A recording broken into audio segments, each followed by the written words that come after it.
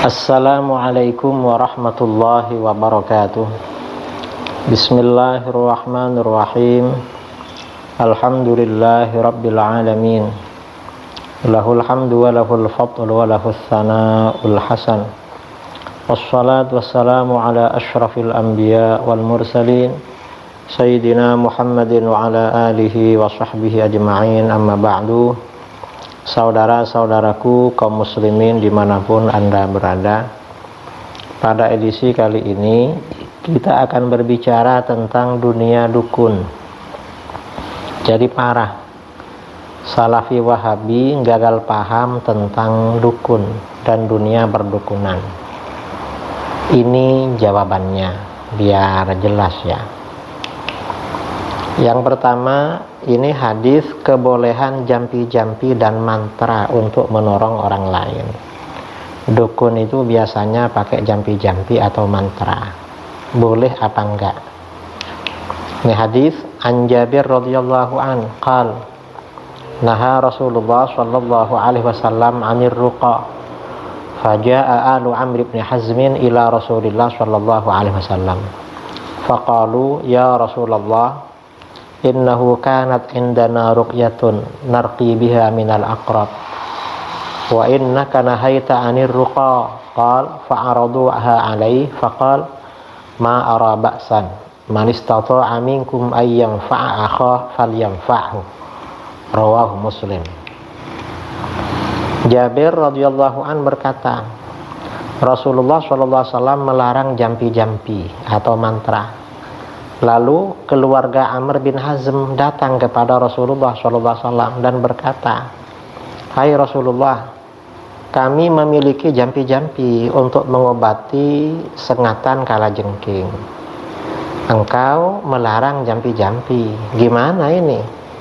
Jadi keluarga Amr bin Hazm ini keluarga dukun memang. Tukang ngejampi orang, tukang memantra orang. Lalu mereka, keluarga Amr bin Hazm ini memperlihatkan jampi-jampi tersebut kepada beliau. Apa jampi-jampinya? Lalu beliau SAW bersabda, menurutku tidak apa-apa. Barang siapa yang mampu menolong saudaranya, maka tolonglah. Ini hadis riwayat Imam Muslim. Kemudian hadis yang berikutnya, hadis kebolehan jampi-jampi dan mantra yang tidak mengandung kesyirikan. An Auf bin Malik al-Ashja'i radhiyallahu an qala kunna narqi fil jahiliyah faqulna ya Rasulullah kaifa tara fi dzalik faqal i'ridu alayya ruqakum la ba'sa bir ruqa ma lam yakun fihi syirkun rawahu Muslim. Auf bin Malik al-Ashja'i radhiyallahu an berkata, kami melakukan ruqyah, jampi atau mantra pada masa jahiliyah. Lalu kami berkata, wahai Rasulullah, bagaimana menurutmu yang kami lakukan ini? Mantra-mantra sama jampi-jampi. Beliau SAW bersabda, perlihatkan ruqyah kamu kepadaku, jampi-jampinya perlihatkan. Gimana bacaannya? Ruqyah itu atau jampi-jampi tidak apa-apa selama tidak mengandung kesyirikan. Ini hadis sahih ya. Hadis riwayat Muslim. Nah, fiqhul hadisnya ini bagaimana ya pesan dari hadis ini? Dua hadis di atas menyampaikan pesan hukum berikut ini. Pertama, membantu orang lain dengan ilmu perdukunan seperti jampi-jampi dan mantra. Itu boleh seperti dalam hal pengobatan dan lainnya. Itu gak apa-apa pakai jampi dan mantra. Kemudian kedua, jampi-jampi dan mantra yang dibolehkan mencakup jampi-jampi dan mantra yang tidak terdapat dalam Al-Quran dan zikir. Bukan zikir, bukan Al-Quran, seperti jampi-jampi dan mantra masyarakat sebelum datangnya Islam atau masyarakat jahiliyah. Kemudian yang ketiga, jampi-jampi dan mantra itu boleh selama tidak mengandung kesyirikan. Asal isinya gak ada kesyirikan itu gak apa-apa. Keempat, profesi dan dukun dan bomoh Itu boleh selama bermanfaat bagi orang lain dan prakteknya gak ada kesyirikan. Kelima, profesi dukun dan bomoh itu sudah ada sejak masa jahiliyah. Dan ketika Islam datang, Rasulullah SAW tidak menghapus, tidak memberantasnya, tetapi membersihkan dan meluruskan saja. Yang syirik itu dilarang, yang gak syirik gak apa-apa, jalan terus. Kemudian gimana kalau berobat kepada dukun non muslim? Boleh apa enggak? Minta mantra atau jampi kepada orang Yahudi atau Nasrani. Ini di dalam kitab As-Sunan Al-Kubra ya. Ini kitab hadis yang tebalnya 10 jilid, karangan Al-Imam Abi Bakar Ahmad bin Al-Husain bin Ali Al-Baihaqi, ahli hadis.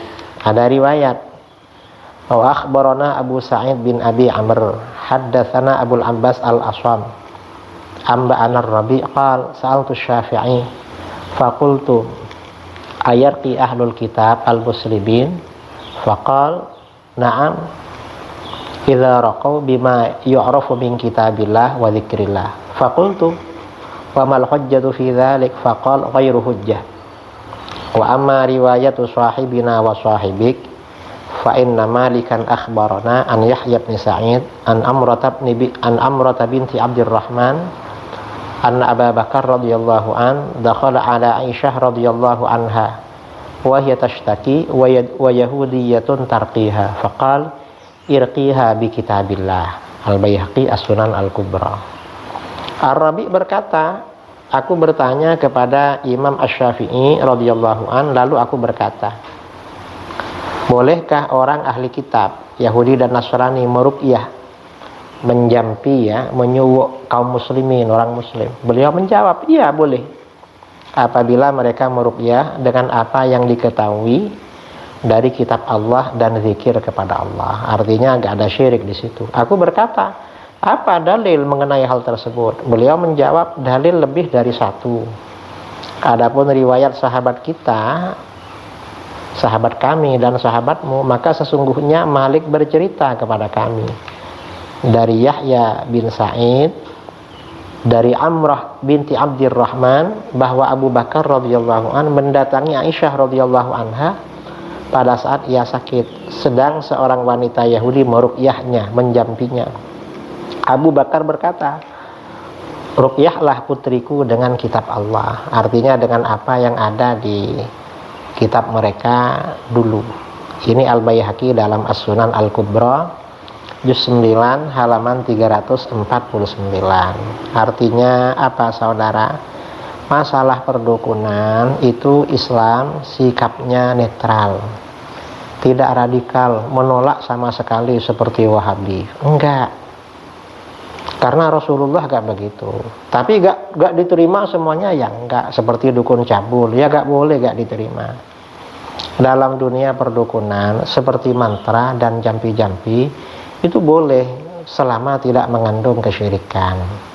Ini ajaran Islam yang benar. Wahabi yang menolak secara total itu salah itu. Yang menerima secara total salah juga. Yang diterima yang tidak mengandung kesyirikan, itu yang benar. Karenanya mulai sekarang nggak perlulah mengolok-olok orang lain, dukun atau apa, nggak perlu. Saya kira ini mudah-mudahan bermanfaat. Assalamualaikum warahmatullahi wabarakatuh. Assalamualaikum warahmatullahi wabarakatuh. Waalaikumsalam warahmatullahi wabarakatuh. Saudara-saudara kaum muslimin dimanapun Anda berada, di Indonesia, di Malaysia maupun di negara-negara lain, kami di sini sedang membangun pondok pesantren Al-Hujjah yang terletak di desa Banjar Panjang, Kecamatan Kerumutan, Kabupaten Pelalawan, Provinsi Riau, Sumatera. Ini lahan ada 2,5 hektar untuk pondok pesantren Al-Hujjah, pondok pesantren putra, dan lahan sebelahnya 1 hektar untuk pondok pesantren putri. Ini lagi pembangunan musola putra, setelah ini asrama, madrasah, kemudian kamar para asatid. Barangkali saudara-saudara kaum muslimin dimanapun Anda berada, kami harap ya, harapan kami semuanya silahkan yang akan memberikan kontribusi sumbangan bagi pondok pesantren kita ini. Ini insya Allah ya tujuannya untuk mendidik putra-putri kaum muslimin, terutama yang berada di Provinsi Riau, ala manhaj ahli sunnah wal jamaah, syafi'iyah, asy'ariyah, sufiyah. Saya berharap, kami semuanya berharap sumbangan terbaik Anda untuk pondok pesantren Al-Hujjah ini disalurkan melalui rekening kami di Al-Hujjah, Yayasan Al-Hujjah, Yayasan Islam Al-Hujjah Riau. Sekian harapan dari kami, juga pemberitahuan. Mudah-mudahan Anda semuanya tertarik untuk memberikan kontribusi dan sumbangan. Assalamualaikum warahmatullahi wabarakatuh.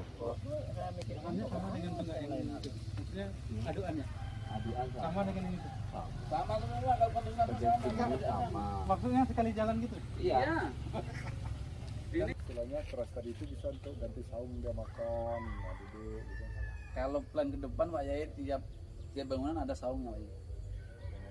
Tiap bangunan itu kan tinggi, hampir berapa meter jarak kemana tinggi kok? Karena kan gedung kan ada 3 tuh Pak. Kalau jaraknya nggak tinggi, nggak lebar, nanti kayak anu.